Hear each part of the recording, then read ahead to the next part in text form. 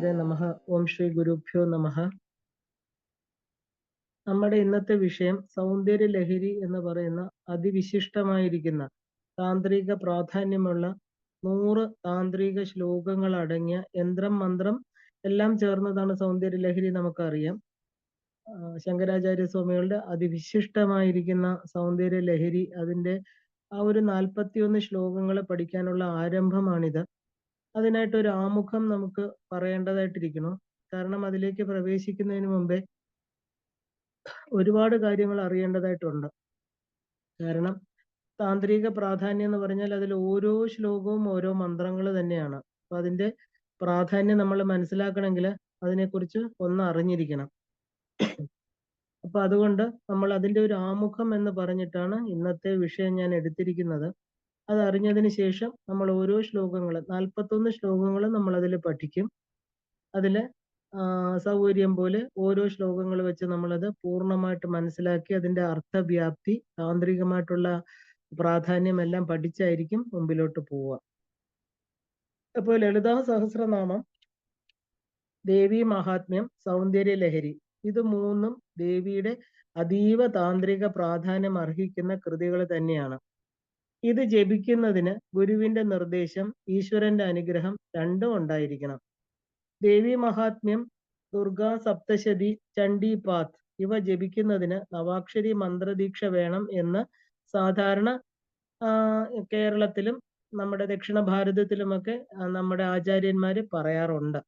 എന്താണ് കാരണം എന്ന് ചോദിച്ചാൽ, ഒരു മന്ത്രശാസ്ത്രം അടങ്ങിയിരിക്കുന്ന ഒരു പുസ്തകം വായിച്ചാൽ ഗുണഫലങ്ങൾ ഉണ്ടെങ്കിൽ അതുപോലെ തന്നെ ദോഷഫലങ്ങളും ഉണ്ടാകും അത് തെറ്റായിട്ട് ജപിച്ചാൽ. ഇപ്പൊ ഇലക്ട്രിക് കറണ്ട് നോക്കുകയാണെങ്കിൽ നമ്മൾ വളരെ പവർഫുൾ ആണ്. പക്ഷെ അത് ഉത്പാദിപ്പിക്കുന്ന സ്ഥലത്തെ നമ്മൾ പവർ സ്റ്റേഷൻ എന്നൊക്കെയാണ് പറയുന്നത്. അതായത് ഊർജം അഥവാ എനർജി അത് ഉത്പാദിപ്പിക്കുന്ന സ്ഥലം അല്ലെ. അത് വളരെ ശ്രദ്ധിച്ച് ആ ഒരു ട്രാൻസ്ഫോമറുകളിലൂടെ ലോവർ എനർജിയാക്കി മാറ്റി നമ്മുടെ വീട്ടിലെ ആവശ്യങ്ങൾക്കായി തരുമ്പോൾ അത് അനുഗ്രഹ ശക്തിയായിട്ട് മാറുന്നു. നമ്മൾ എന്തിനു വേണമെങ്കിലും നമുക്കത് ഉപയോഗപ്രദമാക്കി തീർക്കാം.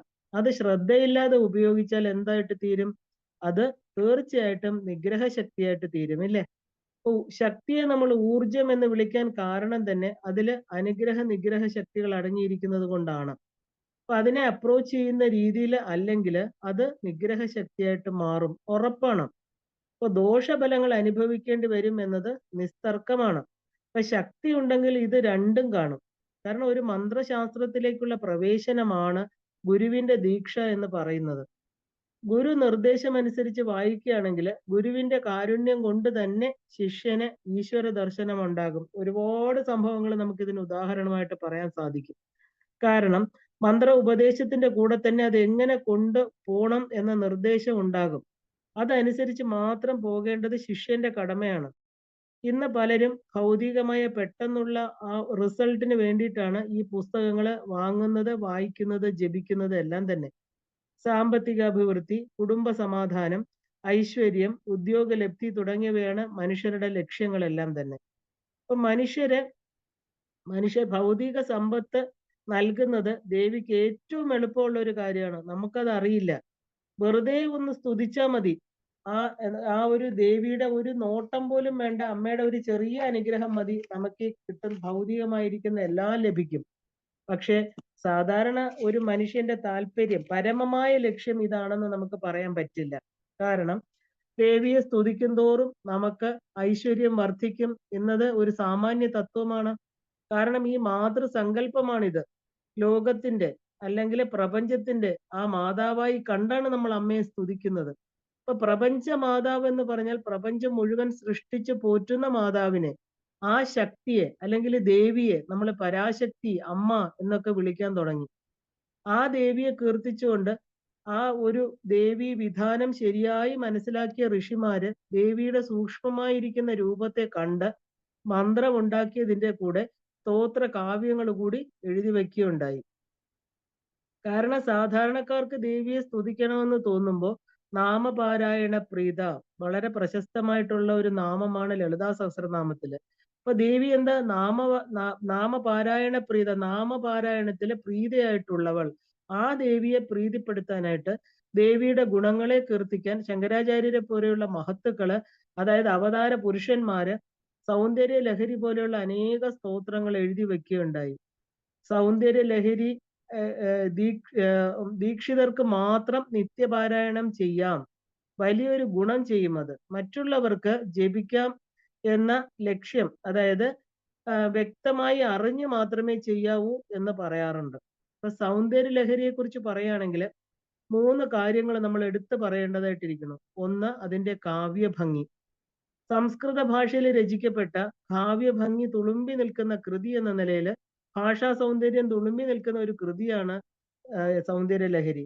രണ്ടാമത്, ഇതൊരു എന്താ പറയുക, സ്തുതിയാണ്, അതായത് ഡിവോഷണൽ പോയട്രി എന്ന് പറയാം. ഭക്തന് ദേവിയിൽ ഭക്തി വളർത്താൻ ഇത് വായിക്കാം നമുക്ക്. മൂന്നാമതായിട്ട്, സൗന്ദര്യ ലഹരി ഒരു മന്ത്രശാസ്ത്രമാണ്. അതാണ് ഇതിൽ ഏറ്റവും പ്രധാനപ്പെട്ടത്. ഇതിനെ അച്ചടിച്ച് പുസ്തകങ്ങളിലും യൂട്യൂബ് ചാനലുകളിലും ഫേസ്ബുക്കിലും ഒക്കെ കിട്ടുന്നു എന്ന് കരുതി അതെടുത്ത് ജപിച്ചാൽ വിദ്യുത് ശക്തി പ്രവഹിക്കുന്ന കമ്പിയിൽ തൊടുന്ന പോലെയാണ്. ശരിയാവണ്ണം സമീപിച്ചാൽ അനുഗ്രഹ ഫലങ്ങൾ തീർച്ചയായിട്ടും ഉണ്ടാകും. മന്ത്രശാസ്ത്രങ്ങളെല്ലാം തന്നെ അന്തർമുഖത്വമാണ്.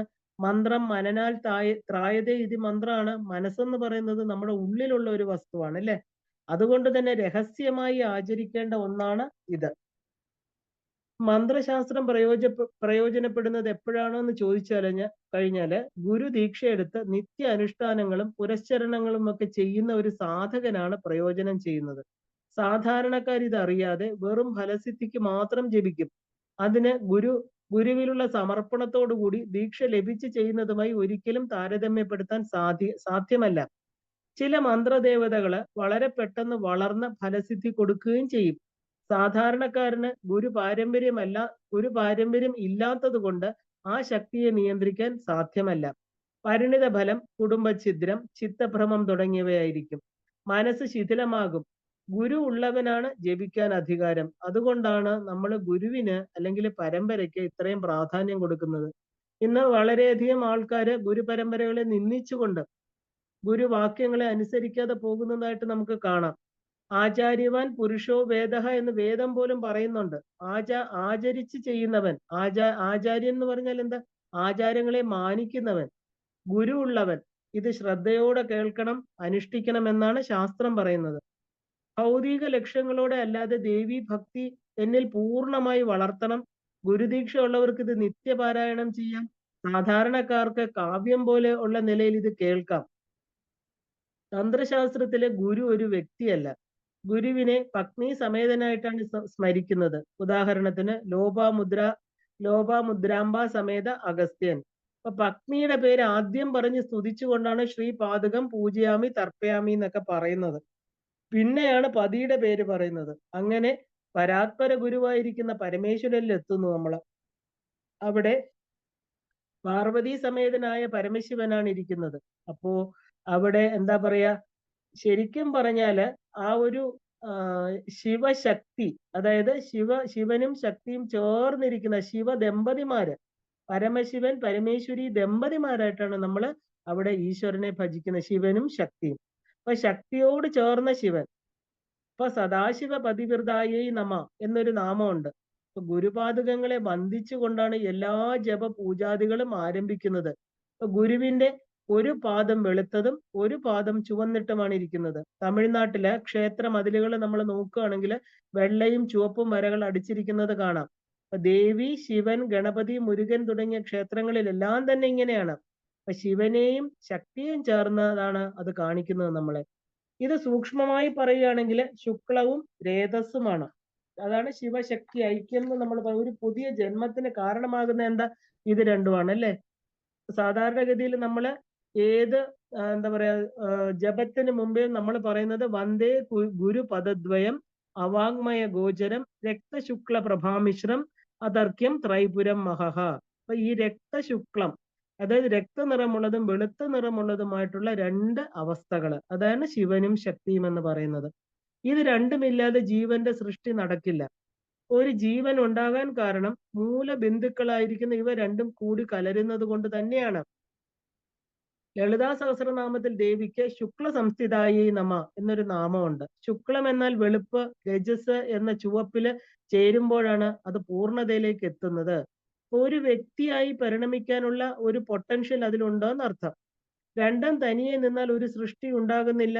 ശുക്ല ശോണിതങ്ങൾ സമ്യക്കായി ചേരുമ്പോഴാണ് സൃഷ്ടി നടക്കുന്നത്. ഇത് വ്യക്തിഗതമായിട്ട് ചിന്തിച്ചാൽ ഇങ്ങനെയാണ് സൃഷ്ടി നടക്കുന്നത് നമുക്ക് നന്നായിട്ട് മനസ്സിലാവും. ശാസ്ത്രം അത് പറഞ്ഞു തരുന്നുണ്ട് നമുക്ക്, ഇല്ലേ?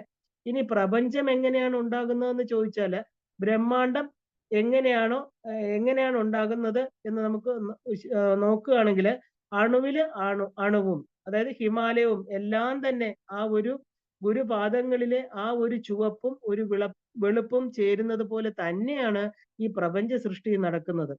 അപ്പൊ അതിന്റെ അർത്ഥം നമ്മൾ എന്താണ് മനസ്സിലാക്കേണ്ടത്? ശിവനും ശക്തിയും രണ്ടല്ല. കാരണം നമ്മൾ വിചാരിക്കുന്നത് എപ്പോഴും നമ്മൾ സാധാരണ ഒരു എന്താ പറയാ, ഒരു രൂപഭാവത്തിൽ നോക്കുമ്പോൾ നമ്മള് ശിവശക്തികൾ രണ്ടാണെന്ന് തോന്നും. അപ്പോ ഈ അണു എന്താ പറയുക, ഒരു ചുവന്ന അണുവും ഒരു വെളുത്ത അണുവും ഇത് ചേർന്നിട്ടാണ് ഈ പ്രപഞ്ചത്തിലെ എല്ലാം, അതായത് ഹിമാലയം, നദികള്, ഇതിലിരിക്കുന്ന എല്ലാം, ഈ പ്രപഞ്ചത്തിലെ എല്ലാ വസ്തുക്കളും ഉണ്ടാകുന്നതെന്ന് അർത്ഥം.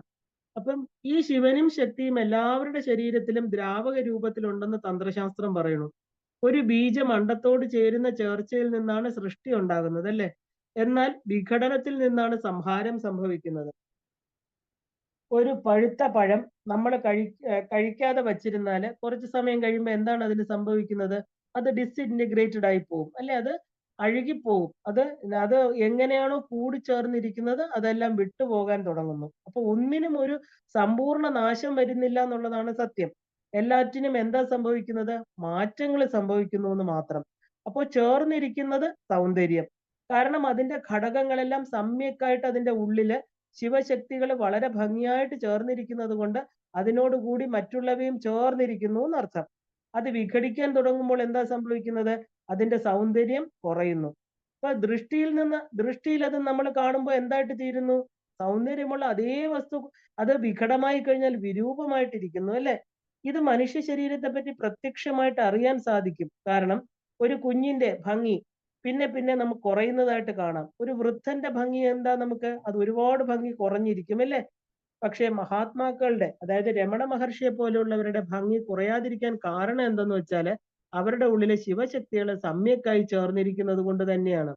അപ്പൊ നമ്മൾ കുഞ്ഞുങ്ങളിൽ കാണുന്ന ആ ഒരു പൂർണ്ണ ശിവശക്തി ഐക്യം കുറച്ച് കുറച്ച് മരണത്തിലേക്ക്, അതായത് ടോട്ടൽ ഡിസ്ഇന്റിഗ്രേഷൻ എന്ന് പറയും, ആ ഒരു ഡീഗ്രഡേഷൻ അതിലേക്ക് പോകുന്നു. അപ്പൊ നമ്മുടെ ഉള്ളില് വാക്കാൽ പറയാൻ പറ്റാത്ത രണ്ട് ശക്തികളുണ്ട്. ഒന്ന് എന്താണ്? പുരുഷൻ, മറ്റത് സ്ത്രീ, അതായത് ശിവൻ അല്ലെങ്കിൽ ശിവനും ശക്തിയും. അപ്പൊ ശാസ്ത്രജ്ഞന്മാർ പറയുന്ന ആ ഒരു ലെഫ്റ്റ് ഹെമിസ്ഫിയർ അല്ലെങ്കിൽ റൈറ്റ് ഹെമിസ്ഫിയർ എന്നൊക്കെ പറയുമ്പോൾ, റൈറ്റ് എന്ന് പറഞ്ഞാൽ ശിവനും ലെഫ്റ്റ് എന്ന് പറഞ്ഞാൽ ശക്തി. ഇതിനെയാണ് നമ്മൾ ഇങ്ങനെ പറയുന്നത്. ഈ രണ്ട് ശക്തികളുടെ പൂർണ്ണ ഐക്യത്തിൽ നിന്നാണ് ആ ഒരു സർഗാത്മകത, അതായത് പൂർണ്ണമായിരിക്കുന്ന ജ്ഞാനം, അതായത് സൗന്ദര്യം എല്ലാം ഭംഗിയായിരിക്കാനുള്ള കാരണം. ഇതിൽ ഏതെങ്കിലും ഒന്നിന്റെ ഇൻബാലൻസ് കൊണ്ട് ആ സൗന്ദര്യബോധം നഷ്ടപ്പെട്ടു പോകും. ഇപ്പൊ ഗുരുപാദങ്ങളിൽ നമ്മൾ സ്മരിക്കുന്ന ആദി പിതാക്കളാണ് ശിവനും ശക്തിയും. എല്ലാം ഉണ്ടാകുന്നതിന് മുമ്പും എല്ലാം ഇല്ലാതായാലുമുള്ള രണ്ടുപേര്. അതില് ആ രണ്ടുപേര്, അതായത് രണ്ടില് ഒരാള്. കാരണം അതിൽ ഒരാളാണ് രണ്ടുപേരായിട്ട് ഇരിക്കുന്നത് എന്നുള്ളതാണ് സത്യം. അത് രണ്ടായിട്ട് ഇരിക്കുമ്പോൾ ശിവശക്തി ഐക്യത്തോടെ ഇരിക്കുന്നവർ. ഇതെന്നും ഒരു പ്രഹേളികയാണ് മനുഷ്യന്റെ ബുദ്ധിക്ക്. സൃഷ്ടിജാലങ്ങളായിരിക്കുന്ന നമുക്ക് ശിവശക്തി ഐക്യരൂപിണിയെ നമാന്ന് പറയുമ്പോൾ നമുക്ക് ഇതിന്റെ പൂർണ്ണമായിരിക്കുന്ന ആ ഒരു രഹസ്യം ഉൾക്കൊള്ളാൻ സാധ്യമല്ല. കാരണം നമ്മുടെ കാര്യകാരണങ്ങൾക്കെല്ലാം തന്നെ അപ്പുറത്തിരിക്കുന്ന മഹത് ശക്തിയാണത്. അപ്പൊ ഇത് എല്ലാ ജീവജാലങ്ങളിലും ഒരുപോലെയാണ്. അണുവിലും ബ്രഹ്മാവിലും ഒരുപോലെ കാണപ്പെടുന്ന പ്രതിഭാസമാണിത്. ഇതിനെ വെല്ലാൻ ഒരു ശാസ്ത്രവുമില്ല. ഇപ്പൊ ശിവൻ അമ്മ കാരണം ശിവൻ അമ്മയപ്പന്റെ ആ ഒരു മാതൃഭാവോ ദേവൻ എന്നൊക്കെയാണ് നമുക്ക് പറയാം. ഒരു ഭാഗം അമ്മയാണ്, അർദ്ധനാരീശ്വരനാണ് അദ്ദേഹം. അരുണാചല ശിവനിലെ അരുണ എന്ന് പറഞ്ഞാൽ ആരാ? പാർവതിയാണ്.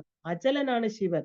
അപ്പൊ ദ സ്റ്റാറ്റിക് എനർജി എന്ന് പറഞ്ഞ the static energy Aruna, dynamic energy, static energy Shivan, Aruna എന്നത് ഡൈനാമിക് എനർജി. ഇപ്പൊ ഡൈനാമിക് എനർജി സ്റ്റാറ്റിക് എനർജിയിൽ ചേരുന്നതിനെയാണ് നമ്മൾ എന്താ അരുണാചലം എന്ന് പറയുന്നത്. അപ്പൊ ലോകത്തിന്റെ അധിഷ്ഠാന ശക്തിയായിരിക്കുന്ന ശിവനിലേക്ക് പ്രപഞ്ച ശക്തിയായിരിക്കുന്ന പാർവതി ചേർന്നിരിക്കുന്നു. ചേർച്ചയാണ് സൗന്ദര്യം, അല്ലെ? അപ്പൊ ഇത് തന്നെയാണ് സൗന്ദര്യ ലഹരിയുടെ അർത്ഥം. അപ്പൊ ഈ രണ്ട് ശക്തികളും ചേർന്നിരിക്കുന്ന സാധകൻ പുറത്ത് കാണപ്പെടുന്നതിലെല്ലാം സൗന്ദര്യം ദർശിക്കുന്നു എന്നർത്ഥം. അപ്പൊ ഈ പ്രപഞ്ചം മുഴുവനും ശിവശക്തി സമ്മേളനമായിട്ട് കാണുന്നു. അപ്പൊ അതില് ആനന്ദമുണ്ടാകുന്നു. ഇത് പറയുമ്പോൾ തന്നിലിരിക്കുന്ന അടിസ്ഥാന ശക്തി തത്വം തന്റെ തന്നെ ഉള്ളിലിരിക്കുന്ന ഉയർന്ന ബോധ ചൈതന്യവുമായിട്ട് സഹസ്രാരത്തിൽ ഒരുമിക്കുമ്പോൾ നാം ആനന്ദലഹരി അനുഭവിക്കണു. അല്ലെ? ഇതാണ് ഒരു സാധകന്റെ പൂർണ്ണമായിരിക്കുന്ന യാത്ര അവസാനിക്കുന്ന സ്ഥലം.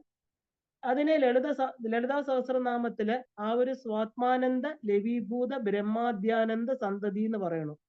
സ്വന്തം സ്വന്തം ആത്മാനന്ദത്തില് ബ്രഹ്മാനന്ദത്തെ പോലും ലജ്ജിപ്പിച്ചു കളഞ്ഞു ദേവി എന്നർത്ഥം. അപ്പൊ എന്തുകൊണ്ടാണ് ഈ ചേർച്ച അവിടെ ഉണ്ടായത്? പരമശിവനുമായിട്ട് ലയിച്ചതിന്റെ ആനന്ദമാണ് ദേവിയുടെ ആനന്ദം എന്ന് പറയുന്നത്. ഈ ചേർച്ചയുടെ ഹർഷ ഉന്മാദമാണ് സൗന്ദര്യ ലഹരി. ഈ ശിവശക്തികളുടെ പൂർണ്ണ അനുഗ്രഹം നമുക്കുണ്ടാകണം. നമ പാർവതീപതേ ഹര ഹര മഹാദേവ എന്നാണ് നമ്മൾ പറയുന്നത് അല്ലെ? അപ്പോ സൗന്ദര്യ ലഹരിയും ആനന്ദ ലഹരിയും ഒന്നിൽ തന്നെയാണെന്ന് നമ്മൾ അറിയണം. അത് ദേവിയെക്കുറിച്ച് പറഞ്ഞ ആ സ്വാത്മാനന്ദം തന്നെയാണ്. പരാശക്തി സദാശിവനുമായിട്ട് സമ്യക്കായിട്ട് ചേരുമ്പോഴാണ് ആനന്ദം ഉണ്ടാകുന്നത്. ഒരു കാലത്തും ഒരു സമയത്തും വിട്ടിരിക്കാത്ത ചൈതന്യമാണ്. ഇത് മനസ്സിലാക്കാൻ കലിയുഗത്തിലെ ആളുകൾക്ക് പ്രയാസമാണ്. രാമകൃഷ്ണ പരമഹംസർ പറയാറുണ്ട്, കലിയുടെ പ്രഭാവം കൊണ്ട് ഈ യുഗത്തിലെ മനുഷ്യർ അന്നഗത പ്രാണന്മാരാണ് എന്ന്. അന്നഗത പ്രാണന്മാരെന്ന് പറയുന്നത് അന്നമയ കോശമായിരിക്കുന്ന ശരീരത്തോട് ബന്ധപ്പെട്ട കാര്യങ്ങളിലായിരിക്കും അവരുടെ താല്പര്യം എന്നർത്ഥം. ആഹാരം, നിദ്ര, മൈഥുനം തുടങ്ങിയ ശരീരത്തോട് ബന്ധപ്പെട്ട കാര്യങ്ങൾ മാത്രം അറിയുന്നവർ എന്നർത്ഥം. ഇവർ മന്ത്രശാസ്ത്രം പോലും ശരീരവുമായിട്ട് ബന്ധപ്പെട്ടാണ് കാണുന്നത്. കാരണം മന്ത്രജപത്തിന്റെ ഫലം ഇച്ഛിച്ചാണ് അവർ ജപിക്കുന്നത്. ഇതിന് ഉദാഹരണം വൃത്തിയില്ലാത്ത പാത്രത്തിലെ പാൽ ഒഴിച്ചു വെച്ചാൽ അത് കുറച്ചു കഴിഞ്ഞാൽ കേടാകുന്നത് പോലെ ഏത് ശാസ്ത്രവും, അതായത് മന്ത്രവും മനസ്സും ശുദ്ധമാകാതെ ദീക്ഷ സ്വീകരിക്കാതെ ഒക്കെ പഠിക്കാൻ തുടങ്ങുമ്പോൾ അതിനെ കൂടെ നമ്മൾ ഇല്ലാതാക്കുന്നത് എങ്ങനെ? എന്നാല് കേവലം ഒരു ഭൗതികതയ്ക്ക് മാത്രം ഉപയോഗിക്കുമ്പോൾ ശാസ്ത്രം കെട്ടുപോകുന്നു എന്ന് പറയാറുണ്ട്. കാരണം ശുദ്ധമാണ് ശാസ്ത്രം എന്ന് പറയുന്നത്. മന്ത്രം, ശാസ്ത്രം ഇവയെല്ലാം പൂർണ്ണ ശുദ്ധമായിരിക്കുന്ന അവസ്ഥയിലാണ്. അപ്പൊ നമ്മുടെ മനസ്സിന് അതിന്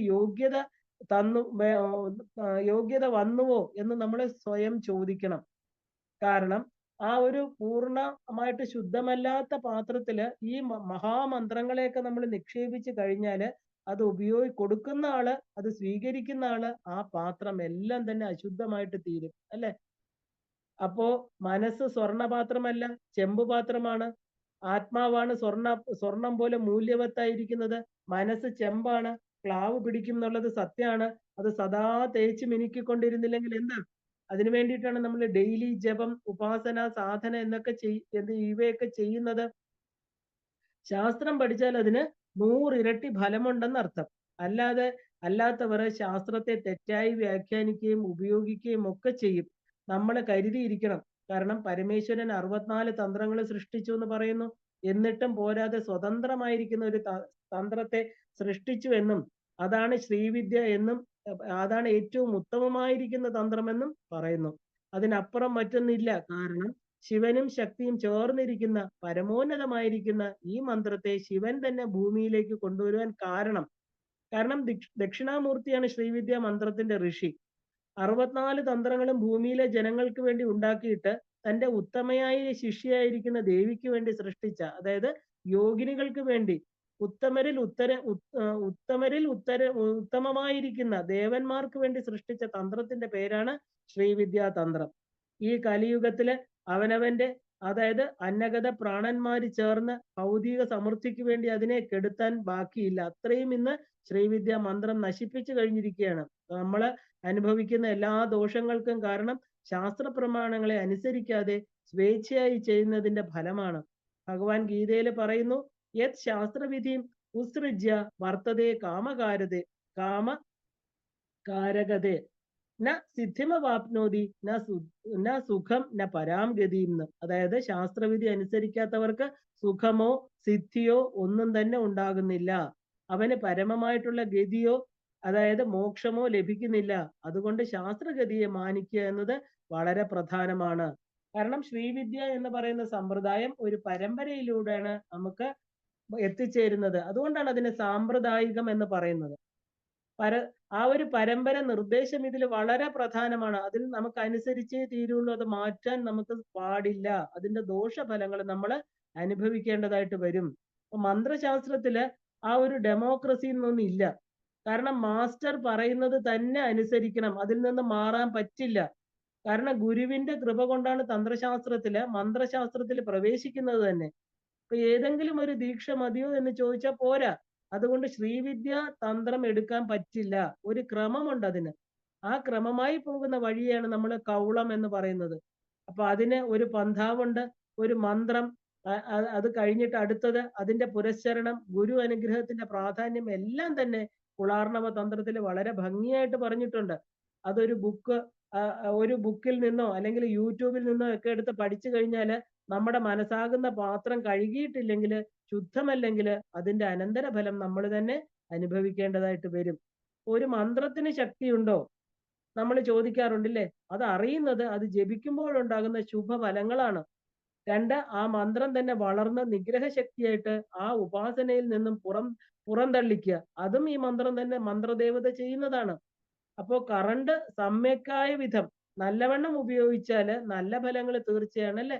എന്നാല് ആ ഒരു കറണ്ട് കമ്പിയിൽ ചെന്ന് നേരിട്ട് പിടിച്ചാലോ നമ്മൾ കരിഞ്ഞു പോകും. അത്ര തന്നെ. അപ്പൊ അത് തന്നെയാണ് മന്ത്രത്തിന്റെ കാര്യവും. ഈ മന്ത്രത്തിന്റെ അനുഗ്രഹ നിഗ്രഹ ശക്തികളെ നല്ലവണ്ണം അറിയണം നമ്മള്. പ്രധാനം മന്ത്രങ്ങൾ ഒന്നും മനുഷ്യരുണ്ടാക്കിയതല്ല. അപ്പൊ തന്ത്രവും മനുഷ്യനിർമ്മിതമല്ല. 64 തന്ത്രങ്ങളും ഉണ്ടാക്കിയതിനു ശേഷം സദാശിവന് തോന്നുകയാണ് ഇതിന്റെ എല്ലാം മുകളിൽ നിൽക്കുന്ന ഒരു മന്ത്രശാസ്ത്രത്തെ കണ്ടെത്തണം എന്നുള്ളത്. അപ്പൊ അതിനുവേണ്ടി ശിവൻ സ്വശക്തിയിൽ നിന്ന് നിർമ്മിച്ച തന്ത്രമാണ് ശ്രീവിദ്യാ തന്ത്രം എന്ന് പറയുന്നത്. ഈ മന്ത്രത്തിന്റെ ആഴങ്ങളെ സ്പർശിക്കുന്ന ഒരു കൃതിയാണ് സൗന്ദര്യലഹരി, ലളിതാ സഹസ്രനാമം, ദേവി മഹാത്മ്യം. ഇവയെല്ലാം തന്നെ ഇപ്പൊ ബാഹ്യവസ്തുക്കളുടെ സൗന്ദര്യം അല്ല ഇവിടെ വർണ്ണിക്കുന്നത്, നമ്മുടെ ആത്മസൗന്ദര്യത്തെയാണ് ഇവിടെ വർണ്ണിക്കുന്നത്. അപ്പൊ നമ്മുടെ ആത്മാവായിരിക്കുന്ന പരമസത്തയുടെ ചേർച്ചയാണിത്. നമ്മുടെ ആത്മസൗന്ദര്യം എന്നത് ആര് പറഞ്ഞാലും അത് ഓടിച്ചെന്ന് കയറി എന്തൊക്കെയോ നേടാവുന്നതല്ല ഈ ശാസ്ത്രം. ഇത് ഗുരുപരമ്പരയിലൂടെ മാത്രം വന്നു ചേരേണ്ട രഹസ്യാത്മകമായിരിക്കുന്ന മന്ത്രശാസ്ത്രമാണ്. ഈ ശാസ്ത്രങ്ങൾ ഇന്ന് അന്യം നിൽക്കുകയും തെറ്റായി ഉപയോഗിക്കുകയും ചെയ്യുന്നത് കൊണ്ട് ഗുണത്തെക്കാളേറെ ദോഷങ്ങൾ വന്നു ചേരുകയാണ്. അപ്പൊ നമ്മുടെ കർമ്മം ശുദ്ധമായാലേ മന്ത്രം ലഭിക്കുക തന്നെ ഉള്ളൂ. ഇന്ന് നമുക്ക് ചുറ്റും നടക്കുന്ന ആ ഒരു എന്താ പറയാ ക്രൂരതകളെ കുറിച്ചല്ല നമ്മൾക്ക് അവരോടുള്ള മനോഭാവം എന്താണ്. 2-3 തലമുറകളിലേക്കുള്ള ധനം, ആസ്തികൾ എല്ലാം തന്നെ തന്റെ മക്കൾക്കും കൊച്ചുമക്കൾക്കും വേണ്ടി മാത്രം സൂക്ഷിച്ചു വെക്കുന്ന മനുഷ്യരെയാണ് നമ്മൾ കാണുന്നത് അല്ലെ? ആരെയും സഹായിക്കാതെ, ഒന്നിനോടും യാതൊരു സിമ്പതിയും ഇല്ലാത്ത, ആശ്രയിക്കുന്നവരിൽ തിരിച്ചു കിട്ടുന്ന ആ ഒരു ഗുണം മാത്രം ലക്ഷ്യമാക്കി ചെയ്യുന്ന മന്ത്രജപങ്ങളാണ് ഇന്ന് നമ്മൾ കാണുന്നത്. കുങ്കുമാർച്ചന, നൈവേദ്യം കൊടുക്കല്, പൂ കൊണ്ട് മൂടൽ, ഇതെല്ലാം ഉപാസന എന്ന് തെറ്റിദ്ധരിച്ചാല് അത് വെറും ബാഹ്യ പ്രകടനങ്ങൾ മാത്രമാണ് ഇന്ന് ഈ കലിയുഗത്തില്. അത് നമ്മൾ അങ്ങനെ തന്നെ കാണേണ്ടിയിരിക്കുന്നു. കാരണം ആ ഒരു സോ കോൾഡ് എഡ്യൂക്കേറ്റഡ്, ആ സാക്ഷരത ഉള്ളവരാണ് എല്ലാവരും ഇന്ന് പറയുന്നവരല്ലേ? കുറെ മന്ത്രം, അതായത് ഞാൻ എനിക്ക് വേണ്ടി ജപിക്കും, ലോകത്തെ രക്ഷിക്കും എന്ന് പറയുന്നതൊക്കെ മിഥ്യാധാരണയാണ്. കാരണം ആ ഒരു കളക്റ്റീവ് കർമ്മവും നമ്മൾ അനുഭവിക്കേണ്ടി വരും എന്ന് അത് നമ്മൾ അറിയുന്നില്ല. എല്ലാവർക്കും എല്ലാവരുമായിട്ട് കണക്റ്റഡ് ആണ്. നമ്മളൊന്നും ഒരു എന്താ പറയുക സിംഗിൾ ഹാൻഡഡ് അല്ലെങ്കിൽ നമ്മൾ ഒറ്റപ്പെട്ടവരല്ല, പ്രകൃതിയുമായിട്ട് ചേർന്നിരിക്കുന്നവരാണ്. അപ്പൊ കേരളത്തിന്റെ സ്ഥിതി നോക്കുകയാണെങ്കിൽ പ്രളയം, കോവിഡ്, അപ്പൊ നിപ്പ തുടങ്ങിയ നമുക്ക് വന്നതെല്ലാം നമുക്കറിയാം അല്ലേ? അത് വന്ന് നമുക്ക് എന്താ ദാരിദ്ര്യമുണ്ടായി, നാശത്തിന്റെ പടികുഴിയിലേക്കാണ് നമ്മൾ വീണുകൊണ്ടിരുന്നത് അല്ലേ? ആ ഒരു ദുഷ്കർമ്മ ഫലം പെട്ടെന്ന് വളരും, അത് തിരിച്ചു വരികയും ചെയ്യും. അപ്പൊ നമ്മൾ 50 വർഷം കഴിഞ്ഞ് അനുഭവിക്കേണ്ട ഒരുപാട് ദുഷ്കർമ്മ ഫലം ഉടനെ അനുഭവിക്കേണ്ടി വരുന്നത് പ്രപഞ്ചത്തിൽ നടക്കുന്ന കളക്റ്റീവ് കർമ്മത്തിന്റെ ഫലങ്ങളാണ്.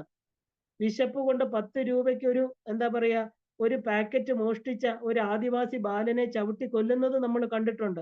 യൂട്യൂബിൽ കണ്ടതാണ് അല്ലെ? കൊച്ചു പെൺകുട്ടികളെ പീഡിപ്പിക്കുക. അപ്പോ സമൂഹത്തിൽ ഇന്ന് നടക്കുന്ന ആ ക്രൂരമായിരിക്കുന്ന പ്രവൃത്തികൾ എല്ലാം തന്നെ നമ്മൾ ഇന്ന് നിശബ്ദരായിട്ട് കണ്ടുകൊണ്ടിരിക്കുകയാണ്. കാരണം ഒരു എന്താ പറയാ ഒരു കൊച്ചു പെൺകുട്ടിയെ കെട്ടി തൂക്കിക്കൊല്ലുക, ജാതി മാറി വിവാഹം കഴിച്ച ഒരു പയ്യന്റെ കണ്ണ് ചൂഴ്ന്നെടുക്കുക, അത് എന്താ പറയാ മനുഷ്യരെയൊക്കെ മുക്കിക്കൊല്ലുക, അങ്ങനെ വളരെ ക്രൂരമായിട്ടുള്ള കാര്യങ്ങൾ നടക്കുന്ന ഒരു നാടായി മാറിയിരിക്കുന്നു ഇന്ന് കേരളം. അപ്പൊ ഈ കളക്റ്റീവ് കർമ്മങ്ങളെ നമുക്ക് തള്ളിക്കളയാൻ പറ്റില്ല. അത്യുന്നതമായിരിക്കുന്ന പുണ്യത്തിനും പാപത്തിനും ഇപ്പോൾ തന്നെ ഇവിടെ ഫലം ലഭിക്കും, ഉറപ്പാണ്. ആ ഒരു ആ ഒരു അത്യുത്കടൈ പുണ്യപാപൈ ഇഹൈവ ഫലം അശ്നുതേ എന്ന് പറഞ്ഞിരിക്കുന്നത് അതുകൊണ്ടാണ്. അന്യ ദേവതാ മന്ത്ര യജന ദോഷം ഇന്ന് മലയാളികൾക്ക് എല്ലാം സാർവത്രികമായിട്ടുണ്ട്. നമുക്ക് മന്ത്രോപദേശം കിട്ടിയാല് ആ ദേവതയെക്കുറിച്ച് കൂടുതൽ പഠിച്ച് സ്തുതിക്കുന്നതിന് പകരം നമ്മൾ ഭാഗവതം, നാരായണീയം, ഭഗവത്ഗീതയൊക്കെ പഠിച്ച് നാരായണത്തിന് ഒരു രോഗമുക്തി, ഭഗവത്ഗീത ജീവിത വീക്ഷണം എന്നൊക്കെ ചിന്തിച്ച് പലതിന്റെയും പുറകിൽ നിന്ന് അലഞ്ഞുകൊണ്ടിരിക്കുന്ന ഒരു സമൂഹത്തെയാണ് കാണുന്നത്, അല്ലെ? നമ്മുടെ ദേവതയുടെ ശക്തിയിൽ വിശ്വാസമില്ലാതെ വരുമ്പോൾ ആ ദേവത ശക്തി കുറഞ്ഞു വരും. ഏത് കാര്യവും അങ്ങനെയാണ്. ശ്രദ്ധിക്കുമ്പോൾ മാത്രമാണ് ശക്തി കൂടുന്നത്, അല്ലേ? ഇപ്പൊ കേരളം എന്ന് പറഞ്ഞാൽ എന്താ? കാളിയുടെ, അതായത് നാഗങ്ങളുടെ ഭൂമിയാണ്. ഇപ്പൊ കൗളത്തിന്റെ ഭൂമിയാണ്. മഹാവിഷ്ണുവിന്റെ അവതാരമായിരിക്കുന്ന പരശുരാമൻ ഇവിടെ 108 ശിവാലയങ്ങളാണ് പണിതത്. ഭഗവതി ദുർഗയുടെ 108 ആലയങ്ങളാണ് ഈ കേരളത്തിൽ ഇന്നുള്ളത്. ഇപ്പൊ മന്ത്രസിദ്ധിക്കും തന്ത്രശാസ്ത്രത്തിനും വളരെ വ്യത്യസ്തമായിരിക്കുന്ന ഗൂഢമായിരിക്കുന്ന പദ്ധതി നിലനിൽക്കുന്ന മണ്ണാണ് കേരളം. ഇപ്പൊ കേരള ഭൂമിയുടെ അടിസ്ഥാന ദേവതയാണ് കൊടുങ്ങല്ലൂരമ്മ എന്ന് പറയുന്നത്. ഇത് കഴിഞ്ഞ 100 വർഷങ്ങൾക്ക് ഇപ്പുറം ഭാഗവതം, നാരായണീയം പഠിക്കുക, സപ്താഹം നടത്തുക ഒക്കെ ആര് ഉണ്ടാക്കി വെച്ചു എന്ന് നമുക്കറിയില്ല. കുറച്ച് കഥകൾ ഉണ്ടാക്കി അത് പഠിച്ചാലേ ഐശ്വര്യം ഉണ്ടാകുള്ളൂ എന്നിങ്ങനെയൊക്കെ പറഞ്ഞു വരുത്തി ഏത് ക്ഷേത്രത്തിന്റെയും ഭാഗവത സപ്താഹങ്ങൾ ആചാര്യന്മാര് ഉച്ചഭക്ഷണവും ആയിട്ട് അങ്ങനെ നടന്നു പൊയ്ക്കൊണ്ടിരിക്കുന്നതാണ് നമ്മൾ ഇന്ന് കാണുന്നത്. ഇത് മന്ത്രയജന ദോഷം എന്നത് വരുത്തി വെക്കുകയാണ്. ഭാഗവതം മോക്ഷശാസ്ത്രമാണ്. ആ ഒരു എന്താ പറയാ, ശരിക്കും ഗോവിന്ദനിൽ എത്തിക്കുന്നത്. ഇപ്പൊ ഇത് വൈഷ്ണവന്മാർക്ക് നല്ലതാണ്, അല്ല എന്ന് പറയുന്നില്ല. എല്ലാവരെ ഭജിച്ച് ആരും ഇല്ലാത്ത അവസ്ഥയാണ് ഇന്ന് മലയാളി നിൽക്കുന്നത്. കാരണം എന്തിനെന്ന് പറഞ്ഞാല് കാരണം എവിടെ ഒന്നും അറിയാതെ മറ്റുള്ളവർ പറയുന്നത് അന്ധമായിട്ട് വിശ്വസിച്ച് ശാസ്ത്രം അറിയാതെ എന്തിന്റെങ്കിലുമൊക്കെ പുറകിൽ നടക്കുന്ന, തളർന്ന് ദുഃഖം മാറാതെ ജന്മങ്ങളിലൂടെ സഞ്ചരിക്കുന്ന ആ ഒരു എന്താ പറയാ ഒരു സമൂഹത്തെയാണ് ഇന്ന് നമ്മൾ കാണുന്നത്.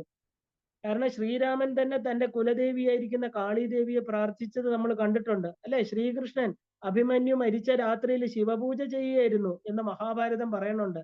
അപ്പൊ ശിവസഹസ്രനാമം വിഷ്ണു സഹസ്രനാമം പോലെ മഹാഭാരതത്തിലുള്ളതാണ്. അനുശാസപർവം ശിവസഹസ്രനാമം നന്ദികേശ്വരനിൽ നിന്ന് ആ ഒരു ദണ്ഡി മഹർഷിയിൽ നിന്ന് ഉപമന്യു മഹർഷിക്കും അവിടെ നിന്ന് ശ്രീകൃഷ്ണനും ശിവസഹസ്രനാമം വാങ്ങി സിദ്ധി വരുത്തിയതായിട്ട് പറയുന്നുണ്ട്. കാരണം ശ്രീകൃഷ്ണൻ തന്റെ ഹരസിദ്ധി എന്ന് പറയുന്ന കുലദേവതയെ, അതിന് പ്രത്യേകം ക്ഷേത്രമുണ്ടെന്നും അവിടെ പോയി ഉപാസന ചെയ്തുവെന്നും പറയുന്നുണ്ട്. അപ്പൊ ശിവശക്തികളാകുന്ന ആദിമൂർത്തികളെ ഉപാസിക്കാതെ നമ്മുടെ കുലം പരമ്പര നന്നായിട്ട് വരില്ല. കാരണം നമ്മുടെ മാതാപിതാക്കളായിരിക്കുന്ന കുലപതികളായിരിക്കുന്നവര്, നമ്മുടെ അച്ഛനും അമ്മയുമായിട്ടിരിക്കുന്ന ജഗത് മാതാപിതാക്കള് ശിവനും ശക്തിയും തന്നെയാണ്. അപ്പൊ എവിടെ ഈ ആദി മാതാപിതാക്കളെ വന്ദിക്കുന്നുവോ അവിടെ ആ കുലം ഫ്ലറിഷ് ആവും, അതായത് അഭിവൃദ്ധിപ്പെടും എന്നർത്ഥം. സന്തതി പരമ്പര വളർന്ന് ധാർമ്മികമായിട്ട് ജീവിച്ച് സമ്പത്തും ഐശ്വര്യവും ഉണ്ടാക്കണം. ഈ സങ്കല്പങ്ങളെല്ലാം മാറ്റിവെച്ച് ആ ഒരു തക്ഷകൻ കടിച്ചു മരിച്ച പരീക്ഷിത് മഹാരാജാവിനെ പോലെ 7 ദിവസം കൊണ്ട് മോക്ഷപ്രാപ്തിക്കായിട്ട് അലയുന്നു നമ്മൾ ഇന്ന് ഭാഗവതവും നാരായണിയും ഒക്കെ പഠിച്ചുകൊണ്ട്, അല്ലെ? 70 വയസ്സായാലും ഭൂമിക്ക് ഭാരമായി ഒന്നും നേടാതെ അലയുന്നവരാണ് ഇന്ന് കേരളത്തിലെ ബഹുഭൂരിപക്ഷം പേരും. നമുക്ക് പൂർവികർ തന്നിട്ടുള്ള പന്ഥാവാണ് കുലദേവത ആരാധന. അതുമായിട്ട് ബന്ധപ്പെടുത്തി തന്നിരിക്കുന്നത് വിഷ്ണുവിന്റെ അവതാരമായിരിക്കുന്ന പരശുരാമൻ തന്നെയാണ്. മലയാള മണ്ണിന്റെ തന്ത്രിയാണ് പരശുരാമൻ എന്ന് പറയുന്നത്. നമ്മൾ ശിവനെ ദേവിയായിട്ട്, അതായത് ശിവനെ ദേവിയെ ആരാധിക്കുമ്പോൾ നമ്മുടെ പൂർവ്വ പിതാമഹന്മാരെയാണ് നമ്മൾ ആരാധിക്കുന്നത്. അപ്പോ കാളിദാസൻ പറഞ്ഞതുപോലെ വാഗർത്ഥാവിവ സംപ്രപ്തവും വാഗർത്ഥ പ്രതിപത്തയെ ജഗതപിതരവും വന്ദേ പാർവതി പരമേശ്വരവും. വാക്കും അർത്ഥവും പോലെ പിരിയാത്തതും അനേക കോടി ബ്രഹ്മാണ്ടങ്ങളുടെ എല്ലാ ജീവജാലങ്ങളെയും ജനിപ്പിച്ച് പോഷിപ്പിക്കുന്ന നമ്മുടെ ആദി മാതാപിതാക്കന്മാരാണ് ശിവപാർവതിമാര്. ഒന്നായി ഇരിക്കുന്ന ആ ഒരു 2 ശക്തികള്, അവര് രണ്ടല്ല ഒന്ന് തന്നെയാണ്, അല്ലെ? ഗണപതിക്കും സുബ്രഹ്മണ്യനും മാത്രമല്ല നമ്മുടെ മാതാപിതാക്കന്മാരാണ് ശിവശക്തികൾ എന്ന് പറയുന്നത്. അത് ഗണപതിക്കും സുബ്രഹ്മണ്യനും മാത്രം അർഹതപ്പെട്ടതല്ല. നമ്മുടെ എല്ലാവരുടെയും, ഓരോ ജീവന്റെയും മാതാപിതാക്കൾ ആരാണെന്ന് ചോദിച്ചാൽ ശിവശക്തികൾ തന്നെയാണ്. ഇപ്പൊ കാശ്മീർ മുതൽ കന്യാകുമാരി വരെയുള്ള എല്ലായിടത്തും ഇവരെ ഏതെങ്കിലും രീതിയിൽ കുലദൈവങ്ങളായിട്ട് പ്രതിഷ്ഠിച്ചിരിക്കുന്നത് നമുക്ക് കാണാം. കാരണം അവിടെയൊക്കെ കുറത്തിയമ്മ അല്ലെങ്കിൽ കുറവൻ, കിരാതൻ, കിരാതി, കാരണം നമ്മള് എന്താ പറയാ, സദാശിവൻ, മഹാദേവി, ഏത് ഭാവത്തിലായാലും ഈ രണ്ട് ശക്തികൾക്കും ആ ഒരു അർത്ഥമായി പിരിഞ്ഞ് നമ്മുടെ കുലങ്ങളിലെല്ലാം തന്നെ കുലദേവതയായിട്ട് ഇരിക്കുന്നവരാണ് അവര്. അവരെ ആരാധിക്കാതെ ഇഷ്ടദേവതയെ ആരാധിച്ചാൽ കേരള മണ്ണിന് 50 വർഷത്തിന്റെ ആയുസ് പോലും ഇനി ഉണ്ടാകില്ല. ഇതാണ് പ്രവചനം. കാരണം ശിവശക്തികള് നമ്മുടെ ശരീരത്തിൽ തന്നെ ഇരിക്കുന്ന നമ്മുടെ മാതാപിതാക്കന്മാരാണെന്ന് അറിയണം.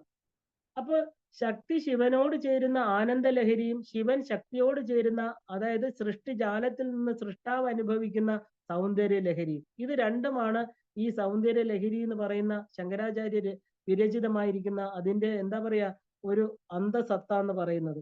ആചാര്യസ്വാമികൾ കൈലാസത്ത് ചെന്നപ്പോ ഒരു ഗുഹയില് 41 ശ്ലോകങ്ങൾ എഴുതി വച്ചിരുന്നത് കിട്ടിയെന്നും നന്ദികേശ്വരൻ അത് മായ്ച്ചുവെന്നും ബാക്കിയുള്ള ശ്ലോകങ്ങളെ ശങ്കര ഭഗവത്പാദർ തന്നെ എഴുതി ചേർത്തുമെന്നും കഥയുണ്ട്. ശക്തി ശിവനോട് ചേരുക എന്നാൽ എന്താ? അവിടെ നിവൃത്തിയാണ്, അല്ലെ? ഉപരതി സംഭവിക്കുകയാണ്. ശ്രീരാമകൃഷ്ണ പരമഹംസർ ഒരിക്കല് കാളി മാതാവിന്റെ ഫോട്ടോ കണ്ട് പറഞ്ഞിട്ടുണ്ട്, ആ ഒരു നിശ്ചേഷനായി കിടക്കുന്ന ശിവന്റെ പുറത്ത്, അതായത് ശിവന്റെ ആ ഒരു മാറില് ദക്ഷിണപാദം ചവിട്ടി നിൽക്കുന്ന കാളി.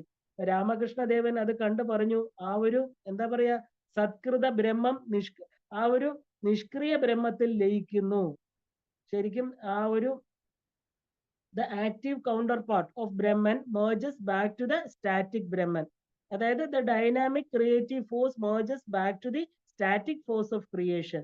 കാരണം പൂർണ്ണ ബ്രഹ്മ തത്വത്തിലേക്കുള്ള സൃഷ്ടിജാലത്തിന്റെ ആ ഒരു ക്രിയേറ്റീവ് ഡൈനാമിക് ഫോഴ്സിന്റെ, അതായത് പ്രകൃതിയുടെ തിരിച്ചുള്ള ലയനത്തെയാണ് അത് കാണിക്കുന്നത്. അത് കാണിക്കുന്നതാണ് ഈ ശ്രീ പരമേശ്വരന്റെ പുറത്ത് ചവിട്ടി നിൽക്കുന്ന കാളി തത്വം. ഈ പ്രപഞ്ചം എന്ന നാനാവിധ നാമരൂപങ്ങൾ മുഴുവനും ശിവൻ തന്റെ മാറിലേക്ക് ആവാഹിച്ചെടുക്കുകയാണ്. ശക്തി ശിവനിൽ ലയിക്കുന്നു. ഇതിനെ വേണമെങ്കിൽ നമുക്ക് സത്ക്രിയ ശക്തി നിഷ്ക്രിയ ശക്തിയായിരിക്കുന്ന ശിവനിൽ നിന്ന് ഉദയം ചെയ്യുന്ന സൃഷ്ടിയാണെന്ന് വേണമെങ്കിലും ഭാവിക്കാം. രണ്ട് സൃഷ്ടിയും സംഹാരവും കാണിക്കുകയാണ്. രണ്ടും സൃഷ്ടിയും സംഹാരവും കാണിക്കുന്നുണ്ട്. ഓരോരുത്തരും അവനവന്റെ കാഴ്ചപ്പാടിലാണ് ഇത് കാണുന്നതെന്നുള്ളതാണ് സത്യം. ഇവിടെ നമ്മൾ അറിയേണ്ടത്, സൃഷ്ടി എന്നാല് അത് സൃഷ്ടാവിന്റെ, അതായത് സൃഷ്ടാവിനെ സംബന്ധിച്ച് ആസ്വാദ്യമാണ്, ആനന്ദമാണ്, രസമാണ്, അല്ലെ?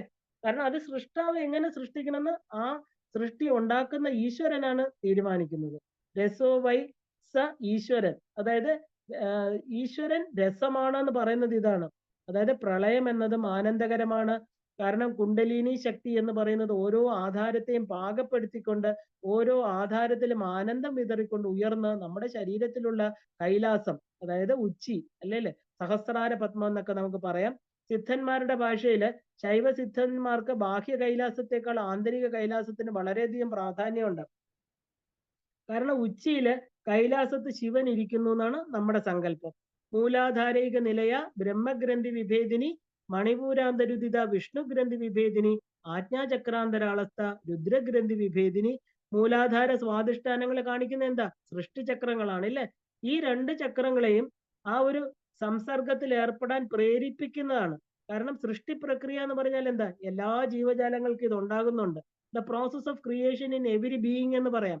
ഈ രണ്ട് ചക്രങ്ങളിലാണ് ഇതെല്ലാം നടക്കുന്നത്. ഇവിടെ നമുക്ക് ക്രിയേറ്റീവ് ഫോഴ്സ് ഇരിക്കുന്നത് കൊണ്ട് ബ്രഹ്മാവിനെ, അതായത് ക്രിയേറ്ററിനെ, ഇതിനെല്ലാം ഉണ്ടാക്കുന്ന ആ ഒരു എന്താ പ്രപഞ്ച ശക്തിയെ, അതുകൊണ്ടാണ് നമ്മൾ അവിടെ ബ്രഹ്മാവായിട്ട് കാണുന്നത്. ആ ഒരു ബ്രഹ്മ ഗ്രന്ഥി എന്ന് പറയാൻ കാരണം അതുകൊണ്ടാണ്. അപ്പൊ ശരീരത്തിലെ ഈ ചക്രങ്ങൾ അഥവാ പത്മങ്ങള് ആ ഒരു സൈക്കിക് സെന്റേഴ്സ് അല്ലെങ്കിൽ ആ ഒരു പവർ സെന്റേഴ്സ് എന്ന് നമുക്ക് പറയാം. എല്ലാ മനുഷ്യരുടെ ഉള്ളിലും മൂലാധാരത്തിൽ 3.5 ചുറ്റായി കിടക്കുന്ന പാമ്പ്, ഗുരുദേവന്റെ ഭാഷയില് ആ ഒരു തമ്പുരാട്ടി, അല്ലെ?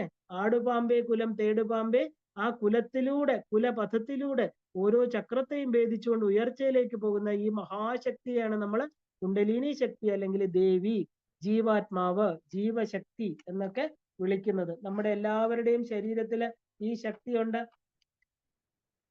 അപ്പൊ ഈ ശക്തി മൂലാധാരത്തിലാണ് എന്ന് യോഗശാസ്ത്രത്തിലും തന്ത്രശാസ്ത്രത്തിലും ഒക്കെ ഒരുപോലെ പ്രസിദ്ധമാണ്.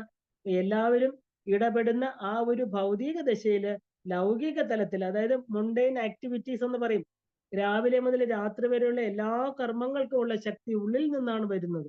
അപ്പൊ 90% കർമ്മങ്ങളും മൂലാധാരത്തിന്റെ ശക്തി കൊണ്ട് തന്നെയാണ് നടക്കുന്നത്.